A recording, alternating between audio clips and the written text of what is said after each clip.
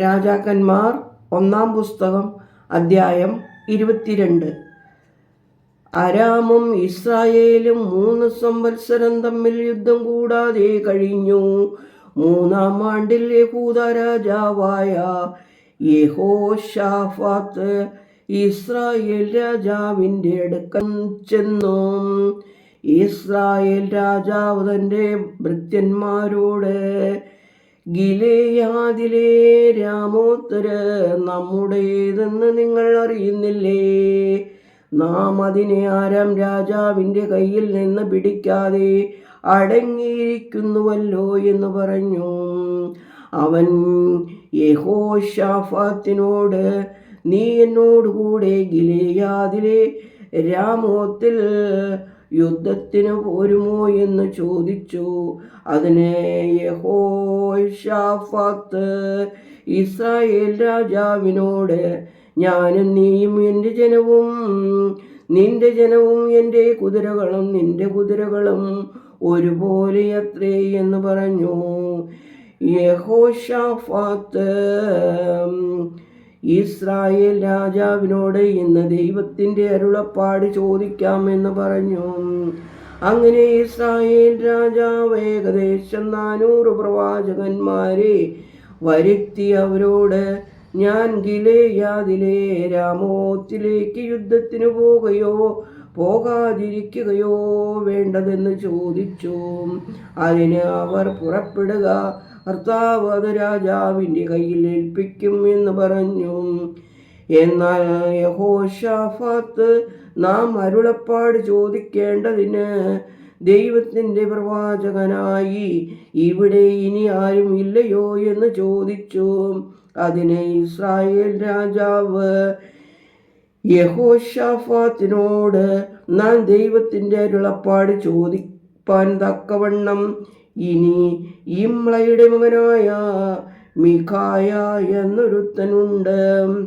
എന്നാൽ അവൻ എന്നെ കുറിച്ച് ഗുണമല്ല ദോഷം തന്നെ പ്രവചിക്കുന്നത് കൊണ്ട് എനിക്ക് അവനോട് ഇഷ്ടമില്ല എന്ന് പറഞ്ഞു. രാജാവ്, അങ്ങനെ പറയരുത് എന്ന് യെഹോശാഫാത്ത് പറഞ്ഞു. അങ്ങനെ ഇസ്രായേൽ രാജാവ് ഒരു ഉദ്യോഗസ്ഥനെ വിളിച്ചു ഇമ്ലയുടെ മകനായ മിഖായയെ വേഗം കൂട്ടിക്കൊണ്ടുവരുവാൻ കൽപ്പിച്ചു. ഇസ്രായേൽ രാജാവും യഹൂദ രാജാവായ യെഹോശാഫാത്തും രാജവസ്ത്രം ധരിച്ച് ശമര്യയുടെ പടിവാതിൽ പ്രവേശനത്തിങ്കൽ ഒരു മെതിക്കളത്തിൽ സിംഹാസനത്തിൽ ഇരുന്നു. പ്രവാചകന്മാരെല്ലാം അവരുടെ സന്നിധിയിൽ പ്രവചിച്ചു കൊണ്ടിരുന്നു. കെനാനയുടെ മകനായ സിദെക്കീയ തനിക്ക് ഇരുമ്പുകൊണ്ട് കൊമ്പുണ്ടാക്കി, ഇവ കൊണ്ട് നീ ആരാമ്യരെ അവർ നശിക്കും വരെ കുത്തിക്കളയും എന്നിപ്രകാരം ദൈവം അരുളി ചെയ്യുന്നു എന്ന് പറഞ്ഞു. പ്രവാചകന്മാർ എല്ലാം അങ്ങനെ തന്നെ പ്രവചിച്ചു. ഗിലെയാദിലെ രാമോത്തിലേക്ക് പുറപ്പെടുക, അങ്ങ് വിജയിക്കും, ദൈവം അത് രാജാവിൻ്റെ കയ്യിൽ ഏൽപ്പിക്കും എന്ന് പറഞ്ഞു. മിഖായയെ വിളിപ്പാൻ പോയ ദൂതനവനോട്, നോക്കൂ, പ്രവാചകന്മാരുടെ വാക്കുകൾ ഒരുപോലെ രാജാവിന് ഗുണമായിരിക്കുന്നു. നിന്റെ വാക്കും അവരിൽ ഒരുത്തൻ്റേതുപോലെ ഇരിക്കണം, നീയും ഗുണമായി പറയണമേ എന്ന് പറഞ്ഞു. അതിന് മിഖായ, കർത്താവാണ് ദൈവം എന്നോട് അരുളി ചെയ്യുന്നത് തന്നെ ഞാൻ പ്രസ്താവിക്കും എന്ന് പറഞ്ഞു. അവൻ രാജാവിൻ്റെ അടുക്കൽ വന്നപ്പോൾ രാജാവ് അവനോട്, മിഖായയെ ഞങ്ങൾ ഗിലെയാദിലെ രാമോത്തിലേക്ക് യുദ്ധത്തിന് പോകയോ പോകാതിരിക്കയോ എന്ത് വേണം എന്ന് ചോദിച്ചു. അതിന് അവൻ, പുറപ്പെടുവിൻ, നിങ്ങൾ വിജയിക്കും, ദൈവം അത് രാജാവിൻ്റെ കയ്യിൽ ഏൽപ്പിക്കും എന്ന് പറഞ്ഞു. രാജാവ് അവനോട്, നീ ദൈവത്തിൻ്റെ നാമത്തിൽ സത്യമല്ലാതെ യാതൊന്നും എന്നോട് പറയരുതെന്നും എത്ര പ്രാവശ്യം ഞാൻ നിന്നോട് സത്യം ചെയ്ത് പറയണം എന്ന് ചോദിച്ചു. അതിന് അവൻ, ഇടയനില്ലാത്ത ആടുകളെ പോലെ ഇസ്രായേൽ എല്ലാ പർവ്വതങ്ങളിൽ ചിതറിയിരിക്കുന്നത് ഞാൻ കണ്ടു. അപ്പോൾ ദൈവം, ഇവർക്ക് നാഥനില്ല, അവർ ഓരോരുത്തൻ സ്വന്തം വീട്ടിലേക്ക് സമാധാനത്തോടെ മടങ്ങിപ്പോകട്ടെ എന്ന് കൽപ്പിച്ചു എന്ന് പറഞ്ഞു. അപ്പോൾ ഇസ്രായേൽ രാജാവ് യെഹോശാഫാത്തിനോട്, ഇവൻ എന്നെക്കുറിച്ച് ദോഷമല്ലാതെ ഗുണം പ്രവചിക്കയില്ലെന്ന് ഞാൻ നിന്നോട് പറഞ്ഞില്ലയോ എന്ന് പറഞ്ഞു. അതിന് അവൻ പറഞ്ഞത്, എന്നാൽ നീ ദൈവത്തിൻ്റെ വചനം കേൾക്കുക. ദൈവം സിംഹാസനത്തിൽ ഇരിക്കുന്നതും സ്വർഗ സൈന്യമെല്ലാം അവൻ്റെ അടുക്കൽ വലത്തും ഇടത്തും നിൽക്കുന്നതും ഞാൻ കണ്ടു. ആഹാബ് ചെന്ന് ഗിലെയാദിലെ രാമോത്തിൽ വച്ച് മരിക്കത്തക്കവണ്ണം അവനെ ആർ വശീകരിക്കുമെന്ന് ദൈവം ചോദിച്ചതിന്, ഒരുത്തൻ ഇങ്ങനെയും ഒരുത്തൻ അങ്ങനെയും പറഞ്ഞു. അപ്പോൾ ഒരു ആത്മാവ് മുമ്പോട്ട് വന്ന് ദൈവത്തിൻ്റെ സന്നിധിയിൽ നിന്നു, ഞാൻ അവയെ വശീകരിക്കും എന്ന് പറഞ്ഞു. എങ്ങനെ എന്ന് ദൈവം ചോദിച്ചതിനവൻ, ഞാൻ പുറപ്പെട്ട് അവൻ്റെ സകല പ്രവാചകന്മാരുടെയും വായിൽ വ്യാജത്തിൻ്റെ ആത്മാവായിരിക്കും എന്ന് പറഞ്ഞു. നീ അവനെ വശീകരിക്കും, നിനക്ക് സാധിക്കും, നീ ചെന്ന് അങ്ങനെ ചെയ്യുക എന്ന് അവൻ കൽപ്പിച്ചു. ആകയാൽ ഇതാ, ദൈവം വ്യാജത്തിൻ്റെ ആത്മാവിനെ നിന്റെ ഈ സകല പ്രവാചകന്മാരുടെയും വായിൽ കൊടുത്തിരിക്കുന്നു. ദൈവം നിന്നെക്കുറിച്ച് അനർത്ഥം കൽപ്പിച്ചുമിരിക്കുന്നു എന്ന് പറഞ്ഞു. അപ്പോൾ കെനാനയുടെ മകനായ സീദേക്കിയ അടുത്ത് ചെന്ന് മീഖായായുടെ ചെകിട്ടത്ത് അടിച്ചു. നിന്നോടരുളി ചെയ്യുവാൻ ദൈവത്തിൻ്റെ ആത്മാവ് എന്നെ വിട്ട് ഏത് വഴിക്കാണ് കടന്നു വന്നത് എന്ന് ചോദിച്ചു. അതിന് മീഖായ, നീ മറഞ്ഞിരിക്കുവാൻ സ്ഥലം അന്വേഷിച്ച് നടക്കുന്ന ദിവസത്തിൽ നീ കാണും എന്ന് പറഞ്ഞു. അപ്പോൾ ഇസ്രായേൽ രാജാവ് പറഞ്ഞത്, മീഖായയെ പിടിച്ച് നഗരാധിപതിയായ ആമോന്റെയും രാജകുമാരനായ യോവാഷിൻ്റെയും അടുക്കൽ കൊണ്ടു ചെന്നു. ഇവനെ കാരാഗൃഹത്തിൽ ആക്കി താൻ സമാധാനത്തോടെ വരുവോളം ഞെരുക്കത്തിൻ്റെ അപ്പവും ഞെരുക്കത്തിൻ്റെ വെള്ളവും കൊടുത്തു പോഷിപ്പിക്കേണ്ടതിന് രാജാവ് കൽപ്പിച്ചിരിക്കുന്നു എന്ന് അവരോട് പറയുക. അതിന് മീഖായ, നീ സമാധാനത്തോടെ മടങ്ങി വരുന്നുണ്ടെങ്കിൽ ദൈവം എന്നെ കൊണ്ട് അരുളി ചെയ്തിട്ടുമില്ല എന്ന് പറഞ്ഞു. അങ്ങനെ ഇസ്രായേൽ രാജാവും യഹൂദ രാജാവായ യെഹോശാഫാത്തും ഗിലെയാദിലെ രാമോത്തിലേക്ക് പോയി. ഇസ്രായേൽ രാജാവ് യെഹോശാഫാത്തിനോട്, ഞാൻ വേഷം മാറി യുദ്ധത്തിൽ കിടക്കും, നീയോ വസ്ത്രം ധരിച്ചു കൊള്ളുക എന്ന് പറഞ്ഞു. അങ്ങനെ ഇസ്രായേൽ രാജാവ് വേഷം മാറി സേനയിൽ കടന്നു. എന്നാൽ അരാം രാജാവ് തൻ്റെ 32 രഥനായകന്മാരോട്, നിങ്ങൾ ഇസ്രായേൽ രാജാവിനോട് മാത്രമല്ലാതെ ചെറിയവരോടോ വലിയവരോടോ യുദ്ധം ചെയ്യരുത് എന്ന് കൽപ്പിച്ചിരുന്നു.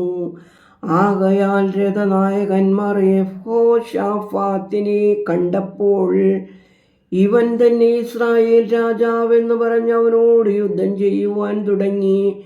എന്നാൽ യെഹോശാഫാത്ത് നിലവിളിച്ചു, അവൻ ഇസ്രായേൽ രാജാവല്ല എന്ന് രഥനായകന്മാർ കണ്ടിട്ട് അവനെ വിട്ടുമാറി. എന്നാൽ ഒരുവൻ എതിർച്ചയാ വില്ലു കുലച്ച് ഇസ്രായേൽ രാജാവിനെ കവചത്തിനും പതക്കത്തിനും ഇടയ്ക്ക് എയ്തു. രാജാവ് തൻ്റെ സാരഥിയോട് എന്നെ സൈന്യത്തിൽ നിന്ന് കൊണ്ടുപോക, ഞാൻ കഠിനമായി മുറിവേറ്റിരിക്കുന്നു എന്ന് പറഞ്ഞു. അന്ന് യുദ്ധം കഠിനമായി തീർന്നതുകൊണ്ട് രാജാവ് അരാമ്യർക്കെതിരെ രഥത്തിൽ നിവർന്നു നിന്നു. സന്ധ്യയ്ക്ക് അവൻ മരിച്ചു. മുറിവിൽ നിന്ന് രക്തം രഥത്തിനകത്ത് ഒഴുകിയിരുന്നു. സൂര്യൻ അസ്തമിക്കുമ്പോൾ ഓരോരുവൻ സ്വന്തം പട്ടണത്തിലേക്കും സ്വന്തം ദേശത്തേക്കും പോകട്ടെ എന്ന് പാളയത്തിൽ പരസ്യം ചെയ്തു.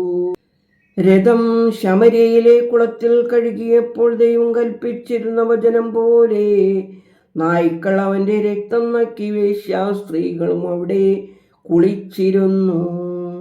ആഹാബിൻ്റെ മറ്റുള്ള കാര്യങ്ങളും അവൻ ചെയ്തതെല്ലാം, അവൻ ആനക്കൊമ്പ് കൊണ്ട് പണിത അരമനയുടെയും അവൻ പണിത എല്ലാ പട്ടണങ്ങളുടെയും വിവരവും ഇസ്രായേൽ രാജാക്കന്മാരുടെ ചരിത്രത്തിൽ എഴുതിയിരിക്കുന്നു.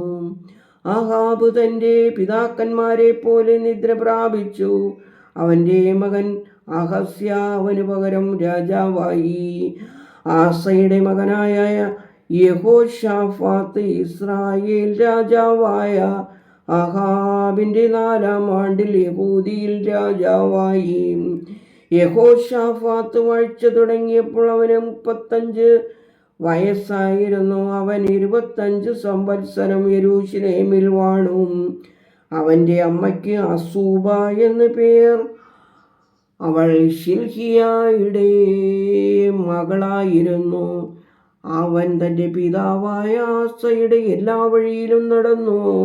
പൂജാഗിരികൾക്ക് നീക്കം വന്നില്ല. ജനം പൂജാഗിരികളിൽ യാഗം കഴിക്കുകയും ധൂപം അർപ്പിക്കുകയും ചെയ്തു പോന്നു.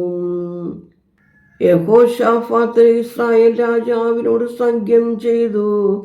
യഹോശാഫാത്തിൻ്റെ മറ്റുള്ള കാര്യങ്ങളിലും അവൻ്റെ വിരോചിത പ്രവൃത്തികളും അവൻ ചെയ്ത യുദ്ധവും യഹൂദ രാജാക്കന്മാരുടെ പുസ്തകത്തിൽ എഴുതിയിരിക്കുന്നു.